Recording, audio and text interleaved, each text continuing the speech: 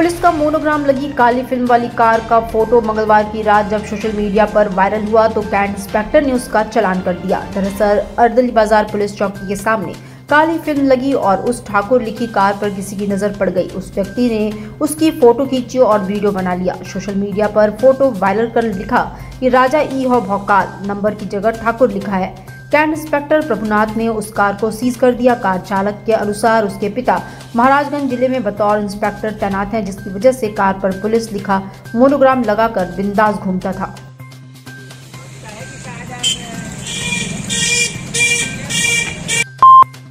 मंत्री रविंद्र जायसवाल ने नेपाल के पोखरा में विमान हादसे में जान गंवाने वाले गाजीपुर के युवकों के परिजनों से भेंट की।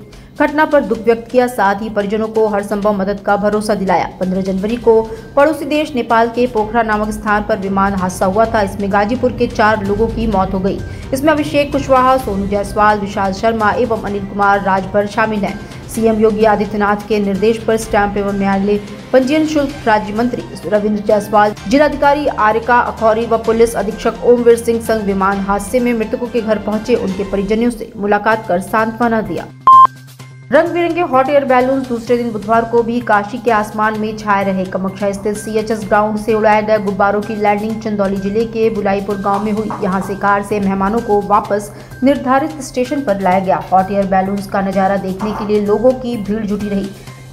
SCO के सम्मेलन के मद्देनजर वाराणसी में 4 दिवसीय हॉट एयर बैलून शो व नौका रेस का आयोजन किया जा रहा है। मंगलवार को इसकी शुरुआत हुई थी। दूसरे दिन बुधवार को भी हॉट एयर बैलून्स निर्धारित स्थानों से उड़ाए गए। इससे पहले बैलून्स में गर्म हवा भरी गई। वहीं तकनीकी विशेषज्ञों की टीम ने इसका निरीक्षण किया। बैलून्स उड़ाने की जिम्मेदारी 2 भारतीयों के साथ ही UK, US, कनाडा के पायलटों को सौंपी गई है।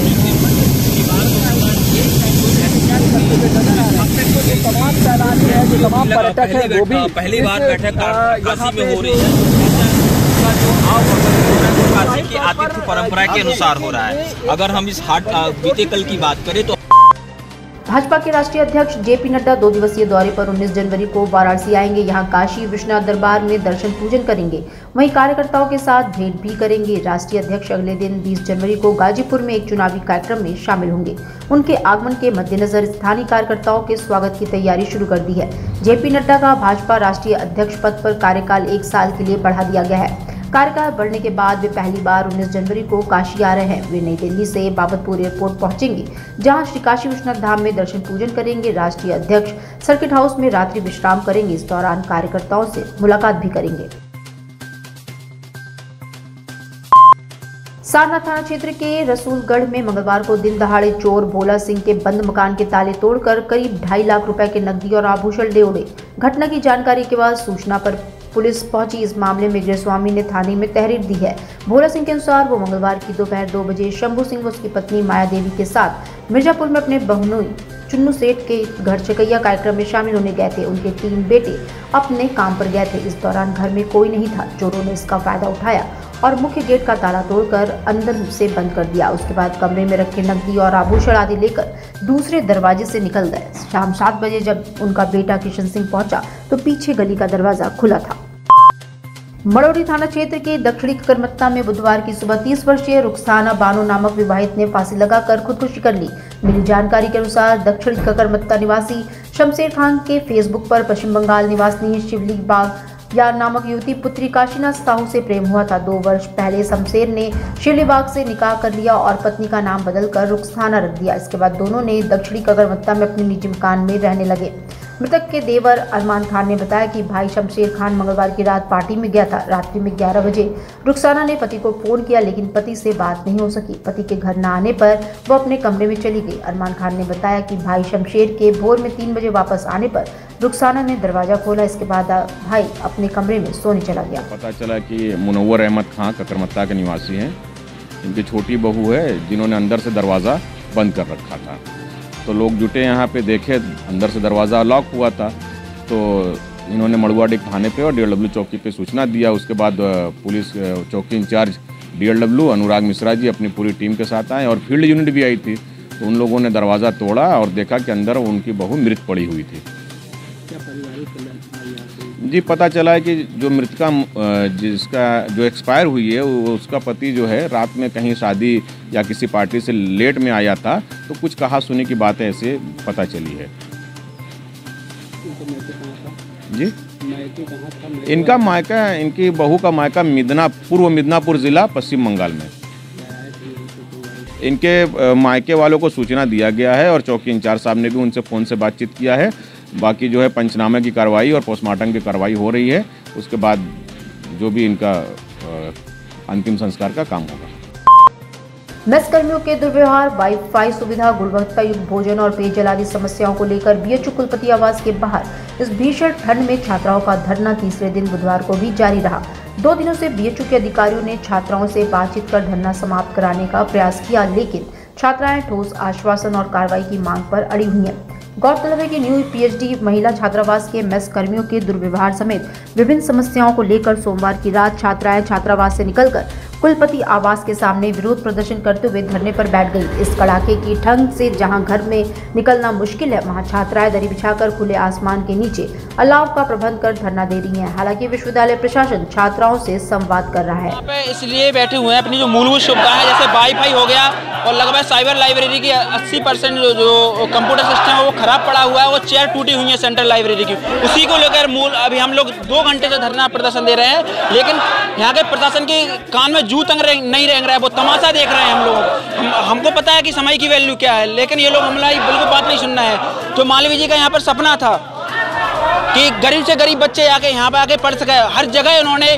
पूरा फीस बढ़ा दी है, सब कुछ कर रहा है। लेकिन हमारी अभी जो मांग है वाईफाई को लेकर है और जो कंप्यूटर सिस्टम खराब पड़ा हुआ है 80%, उसको लेकर हम लोग यहाँ पे धरने पर बैठे हुए हैं। और लेकिन प्रशासन अभी कुछ नहीं सुन रहा है हम लोगों की। जब तक नहीं सुनेगा तब तक लोग हम यहाँ बैठे रहेंगे।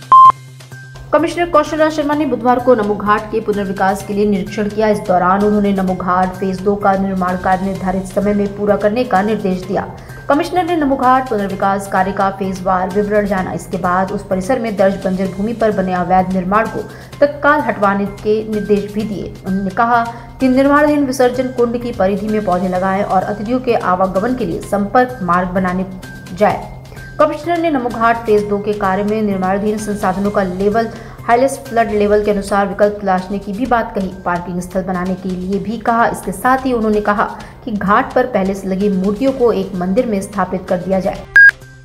भेलूपुर थाना क्षेत्र के गौरीगंज निवासी अपहृत साड़ी कारोबारी महमूद आलम की हत्या कर दी गई। इसका शव चुनार पुल के पास गंगा में फेंका गया था। पांडेपुर की रहने वाली प्राइवेट बैंक की एजेंट और उसके परिवार वालों के साथ एक अन्य व्यक्ति ने 30 लाख रुपए फिरौती वसूलने की साजिश के तहत व्यवसायी का अपहरण किया था। अपहरण के कुछ घंटों के बाद ही परिवार वालों ने पुलिस में शिकायत कर दी। इसके बाद आनंद फानन में चुनार ले जाकर उसकी हत्या कर शव को गंगा में फेंक दिया। पुलिस ने इस मामले में 3 दिन से हिरासत में लिए गए महिला, उसके पति स्वसूर देवर और घटना में शामिल मऊ के एक व्यक्ति की गिरफ्तारी बुधवार को शो कर दी और उसका चालान कर दिया। हालांकि पुलिस ने घटना की खुलासे के लिए मीडिया को शाम 4 बजे का समय दिया था, लेकिन उससे पहले ही इसका खुलासा हो गया। पुलिस ने महिला एजेंट अपने पति समेत 5 आरोपियों को कोर्ट में पेश किया। कोर्ट में उन्हें न्यायिक परीक्षा में लेकर जेल भेज दिया गया है। रुपए की व्यवस्था कर दो। और बेटे द्वारा उपेक्षापूर्ण उत्तर दिए जाने के बाद फ़ोन बंद हो गया। फिर 2-3 कॉल और आई, लेकिन दोनों का संपर्क नहीं हुआ। शाम को 10 बजे के आसपास थाने को सूचना दी गई। तत्काल कमिश्नरेट पुलिस और सर्विलांस की टीम, एसओजी की टीम, सब ने मिलकर संयुक्त रूप से प्रयास प्रारंभ किया और उसी के क्रम में ये 3 अभियुक्तों की गिरफ्तारी की गई है, जिनके द्वारा बहुत ही कहानीपूर्ण तरीके से महमूद आलम का अपहरण किया गया था। कहानी कुछ इस प्रकार निकली इनकी गिरफ्तारी के बाद। ये पाया गया कि अनिरुद्ध पांडे और प्रवीण चौहान, ये जो 2 अभियुक्त हैं, दोनों को पैसों की आवश्यकता थी। इनमें से प्रवीण चौहान पहले जो है साइंस सिटी में काम करता था। कंपनी के भाग जाने के बाद वो साड़ी के काम में लगा और चौक थाना क्षेत्र में किसी साड़ी कारोबारी के यहाँ काम करता था। उसी के द्वारा एक टारगेट सेट किया गया महमूद आलम को। उन्हें एक ऐसे आदमी की तलाश थी जो महिलाओं के झांसे में आकर आसानी से जुड़ सके, फिर उसका अपहरण करके उससे पैसे की वसूली की जाए। और इसी के तहत बड़ी प्लानिंग से इसमें जो दूसरे अभियुक्त अनिरुद्ध पांडे हैं, इन्होंने अपनी पत्नी दिव्या सिंह उर्फ अंजलि पांडे को तैयार किया जो बीमा एजेंट बनकर महमूद आलम के साथ दोस्ती करने लगी। कई बार उनकी दुकान पे गई और इस घटना के 3 दिन पहले भी जाके उन्होंने सूट वूट खरीदे और व्हाट्सएप पे चैटिंग करने लगी थी महमूद आलम के साथ। महमूद आलम उन पे आसक्त हो चुके थे और एक प्लानिंग के तहत इन तीनों ने एक फर्जी नाम पते पे एक दूसरे व्यक्ति के नाम पते पे सिम लिया, नया मोबाइल ख़रीदा और घटना के दिन 14 जनवरी को दिन में 2-2:30 बजे के आसपास इस महिला दिव्या सिंह उर्फ अंजलि पांडे के द्वारा महमूद आलम को फ़ोन करके BHU परिसर में बुलाया गया, जहां वो अपने स्कूटर से गए। स्कूटी को विश्वनाथ मंदिर के बाहर खड़ी करके एक प्लान्ड वे में प्रवीण चौहान की एक SUV 500 सफ़ेद गाड़ी है, उसमें उस महिला के साथ बैठ गए। ड्राइविंग सीट पे प्रवीण चौहान था।